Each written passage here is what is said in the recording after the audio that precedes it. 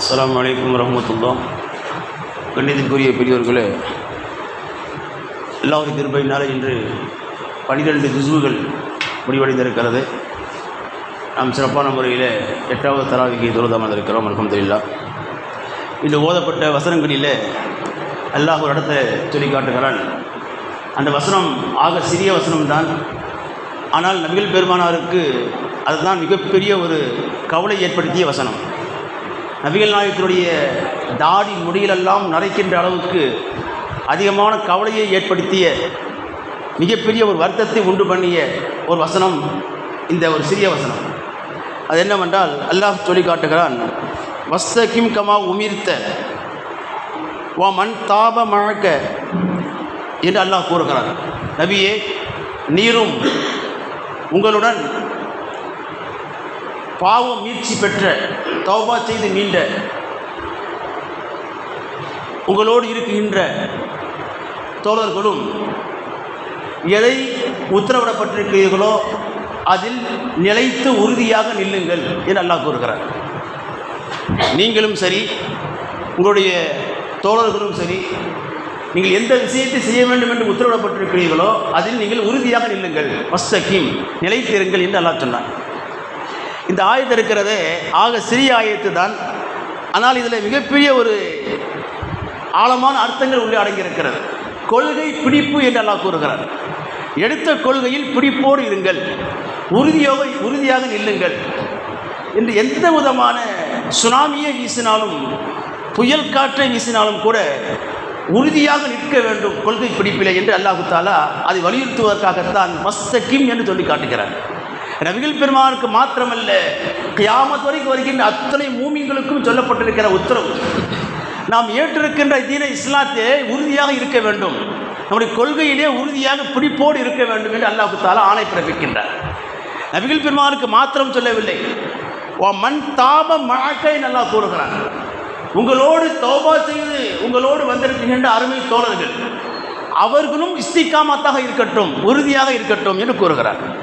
அக்காய், முஆமலாத், முஆஷராத், இபாதாத், அஹ்லாக், கஸ்பே மஆஷ் போன்ற எத்தனையோ பிரிவுகள் இருக்கிறது வாழ்க்கையில். எல்லா துறைகளிலுமே அல்லாஹ் எதை சொல்லியிருக்கிறானோ, அல்லாஹ் வகுத்து கொடுத்திருக்கிற உசூல் சட்ட விதிமுறைகள் எதுவோ அந்த விஷயத்தில் நீங்கள் உறுதியாக இருங்கள். இஸ்திகாமத் என்று சொன்னால் அது நேராக இருப்பது, நேராக நிற்பது. உதாரணத்திற்கு ஒரு இன்ஜினியர் கட்டடத்தை கட்டுகிற பொழுது ஒரு எப்படி தூக்கு பிடித்து பார்த்து எப்படி கரெக்டாக இருக்குதான்னு சொல்லி அந்த தூணை, அந்த ஃபில்லரை சரி பண்ணுறார். ஒரே மாதிரி இருக்கணும், நேராக இருக்கணும். அது மாதிரி நேராக இருக்கணும், அங்கிட்டு சாயாமல் இங்கிட்டும் சாயாமல். தீன இஸ்லாத்தில் அல்லாஹ்வுடைய கட்டளையை பின்பற்ற விஷயத்தில் உறுதியாக இருக்கணும் என்று அல்லாஹ் சுப்ஹானஹு வ தஆலா சொல்லி காட்டுகிறார். உஸ்மான் பின் ஹாதிர் அஸ்தி ரஹ்மத்துல்லாஹி அலைஹி அவர்கள் இப்னு அப்பாஸ் ரலியல்லாஹு அன்ஹு அவர்களை சந்திப்பதற்காக வேண்டி வருகிறார்கள். சந்தித்து விட்டு இப்னு அப்பாஸ், நீங்கள் நபிகள் நாயகத்தினுடைய நெருக்கமான தோழராக இருக்கிறீர்கள், எனக்கு ஏதாவது உபதேசம் செய்யுங்கள் என்று கேட்கிறார். அப்போ அப்துல்லா பின் அப்பாஸ் ரலியல்லாஹு அன்ஹு அவர்கள் இந்த உஸ்மான் பின் ஹாதிர் அஸ்தி ரஹ்மத்துல்லாஹி அலைஹி அவர்களுக்கு ஒரு உபதேசம் செய்கிறார். என்ன உபதேசம் என்றால், அலைக்க பி தக்குவல்லாஹ், அல்லாஹ்வுடைய அச்சத்தை நீங்கள் பலமாக பிடித்துக் கொள்ளுங்கள், தக்குவாவை நீங்கள் பலமாக வாழ்க்கையிலே கடைபிடித்துக் கொள்ளுங்கள். அடுத்து வல் இஸ்திகாமத்தி, தீன இஸ்லாத்திலே நிலையாக இருங்கள், பிடிப்பாக இருங்கள், இஸ்திகாமத்தாக இருங்கள். மவுத் வரைக்கும், ரூஹு பிரிகிற வரைக்கும் களிமாவோடு பிரிஞ்சிடணும். அது வரைக்கும் இஸ்திகாமத் தேவை. ரமலானில் இருந்துச்சு பிறகு இல்லை, அப்படி அல்ல. சுபூல இருந்துச்சு சாயந்தரம் இல்லை, அப்படி அல்ல. வாலிப வயசில் இருந்துச்சு வயோதிகத்தில் இல்லை, அப்படி அல்ல. பிறப்பில் இருந்து இறப்பு வரைக்கும், விவரம் தெரிந்த காலத்திலிருந்து மௌத்தாகிற வரைக்கும் தீன இஸ்லாத்தில் ஏற்றிருக்கிற கொள்கையில் உறுதியாக பிடிப்போடு இருங்கள். பல் இஸ்திகாமத், பிடிப்போடு இருங்கள். இத்தபியா, நபி ஸல்லல்லாஹு அலைஹி வஸல்லம் காண்பித்து கொடுத்த அந்த வழிமுறைகளில், அந்த வாழ்க்கை நெறிமுறைகளை அப்படியே பின்பற்றுங்கள், அப்படியே பின்பற்றுங்கள். நபி என்ன சொன்னார்கள், என்ன செய்ய சொன்னார்கள், எப்படி செய்து காண்பித்தார்கள், எதை வழிவகுத்து கொடுத்தார்கள், எதை வாழ்க்கை தத்துவமாக சொல்லி தந்திருக்கிறார்கள், எப்படி வாழ்ந்து காண்பித்திருக்கிறார்கள், அதை அப்படியே பின்பற்றுங்கள். வலா தபுத்ததியா, நீங்களாக ஒரு விஷயத்தை யோசித்து புதிதாக ஒன்று பண்ணாதீர்கள் என்று இப்னு அப்பாஸ் ரலியல்லாஹு அன்ஹு அவர்கள் அந்த உஸ்மான் பின் ஹாலிர் அஸ்தி ரஹ்மத்துல்லாஹி அவர்களுக்கு அழகான உபதேசம் சொல்லி காட்டுகிறார். இப்போ இதுதான் இஸ்திகாமத் என்பது. நபி சொன்னதை அப்படியே ஃபாலோ பண்ணணும், அவ்வளோதான். என்னுடைய அறிவு ஒன்று சொல்லும், அதை நான் செய்ய முடியாது. மற்றவருடைய அறிவு ஒன்று சொல்லும், அதை அவர் செய்ய முடியாது.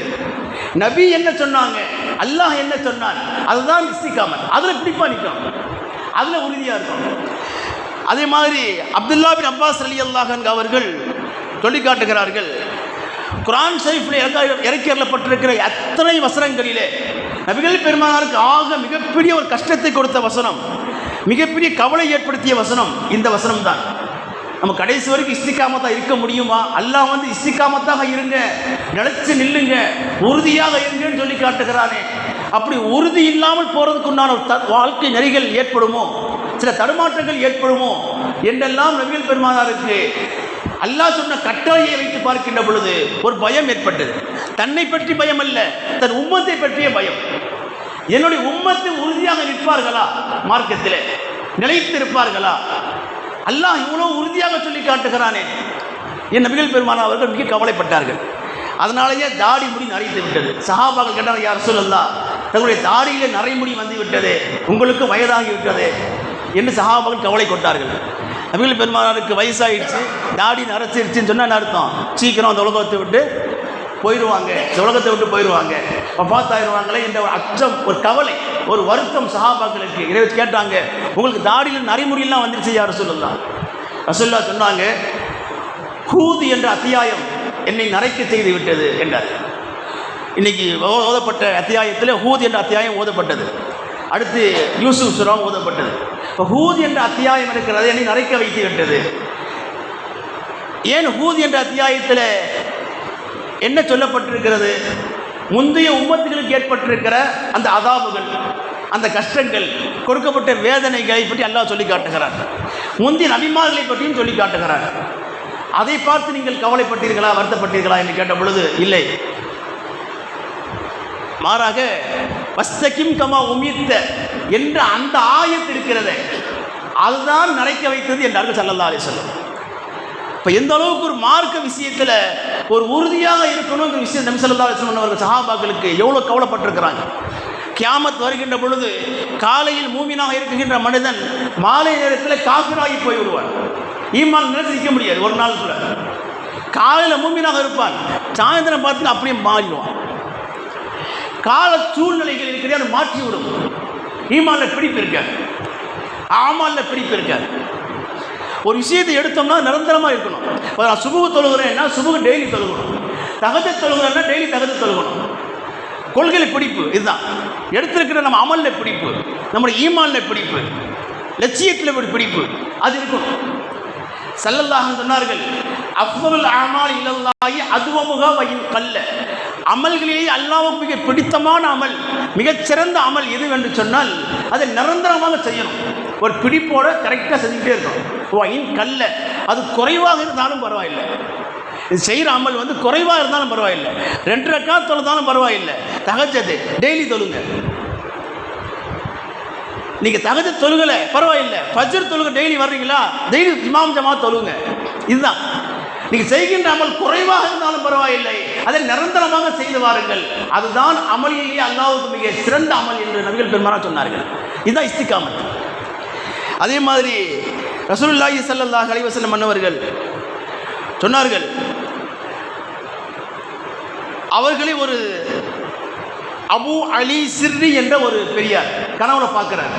இதை வந்து தப்சீர மதுகரியில் குர்துபியில் பதிவு செய்கிறாங்க. தப்சீர குர்துபியில் அபு அலி சிர்ரி என்ற ஒரு இறைநேசர் கனவுல பார்க்குறார்.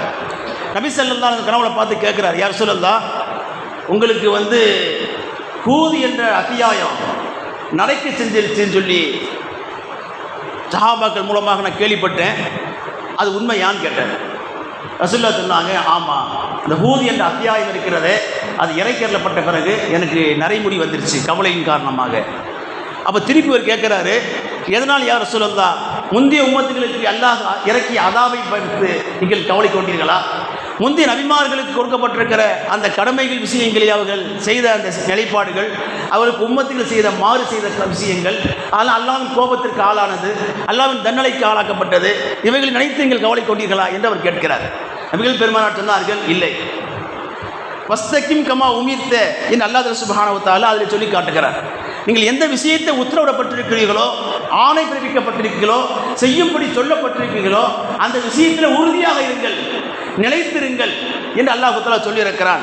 அதுதான் எனக்கு கவலை ஏற்படுத்தியது என்று நபிகள் பெருமானார் ஸல்லல்லாஹு அலைஹி வஸல்லம் அவர்கள் சொன்னார்கள். அருமையானவர்களே, அந்த ஆயத்துக்கு அடுத்து அல்லாஹ் சொல்லி காட்டுறான், வஸ்தகிம் கமா உமிர்த்த வ மன் தாப மஅக வலா தத்கவ் இன்னஹு பிமா தஅமலூன பஸீர். வலா தத்கவ் அடுத்த ஆயத்தில் வலா தர்குனு இலல்லதீன அப்படின்னு ஆயத்து வருது. இப்போ என்ன அர்த்தம்னா, வலா தத்கவ் நீங்கள் என்ன செய்யாதீங்க, வரம்பு மீறி போயிடாதீங்க. அல்லாஹ் கிட்ட அந்த வரையறைக்குள்ளே இருங்க.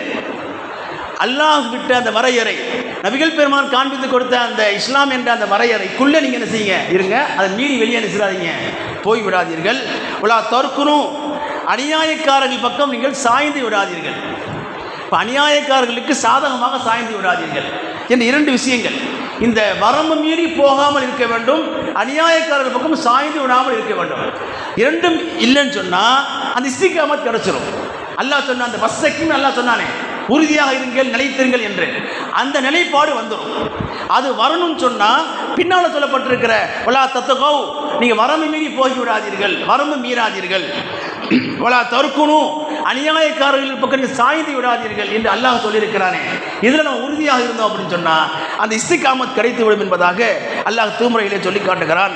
அருமையானவர்களே, ஒரு நபித்தோழர் சுஃபியான் பின் அப்துல்லா சக்ஃபி ரலியல்லாஹு அன்ஹு அவர்கள் நபிகள் நாயகத்தில் கேட்குறார், யா ரசூலல்லாஹ், எனக்கு ஒரு உபதேசம் செய்யுங்க. அந்த உபதேசம் சுருக்கமாக இருக்கணும், அதை வாழ்க்கையில் கடைசி வரைக்கும் ஃபாலோ பண்ணி கடைப்பிடித்து வாழணும். உங்களுக்கு அடுத்து நான் யார்ட்டையுமே அதை பற்றி கேட்கக்கூடாது. நீங்கள் சொல்லக்கூடிய உபதேசமே என் வாழ்க்கை பூராமே நான் கடைப்பிடித்து வரணும். உங்களுக்கு பின்னால் நான் வேற யார்ட்டையும் கேட்காத அளவுக்கு உபதேசம் சொல்லிக் கொடுங்கன்னு கேட்டார். ரசூலுல்லாஹ் சொன்னாங்க, குல் ஆமன்து பில்லாஹ், ஆமன்து பில்லாஹ் என்று சொல்லு. அல்லாஹ்வை ஈமான் கொண்டேன், அல்லாஹ்வை நான் ஈமான் கொண்டேன் என்று சொல்லு. சும்மஸ்தகிம், பிறகு அந்த சொன்ன வார்த்தையில் உறுதியாக நில்லு என்று சொன்னாங்க. இப்போ ஆமன்து பில்லான்னு சொல்லு, ஈமான் கொள்ளணும், அதுதான் ஈமான், உறுதி, கல்போல சொல்லணும். பிறகு அது உறுதியாக நிற்கணும் மௌத் வரைக்கும். இதுதான் நான் சொல்லுகிற தத்துவம், ஒரு அறிவுரை நபிகள் பெருமான் அவர்கள் அந்த சஹாபிக்கு சொல்லி கொடுத்தாங்க. ஆக நாமும் இந்த மாதிரி அல்லாஹ் சொல்லியிருக்கிற இந்த ஆயத்தின் அடிப்படையில் நம்ம ஈமானில், தீன இஸ்லாத்தில் துடிப்போடு இருக்கணும். ரமலானில் இந்த அளவுக்கு ஆர்வத்தோடு நம்ம இஸ்லாமிய பெருமக்கள் பள்ளி நிரம்பி தொழுது கொண்டிருக்கிறது போன்று இதே தொடர்ந்து ரமலானுக்கு பின்னாலையும் சரி மவுத் வரைக்கும் இஸ்திகாமத்தான் உங்களுக்கு கடைப்பிடிக்க வேண்டும் என்று அல்லாஹ் திருமறையில் சொல்லி காட்டுகிறான். அதை நாம் வாழ்க்கையில் கடைப்பிடிப்போமாக. வல்ல அல்லாஹ் நம்முடைய உம்மத்துக்கு, நம்ம அனைவருக்கும் அல்லாஹ் எப்படிப்பட்ட பாக்கியத்தை தந்தல் புரிவானாக என்று துவா செய்து கொண்டு முடித்துக் கொள்கிறேன். அஸ்ஸலாமு அலைக்கும் வரஹ்மத்துல்லாஹி வபரகாத்துஹு.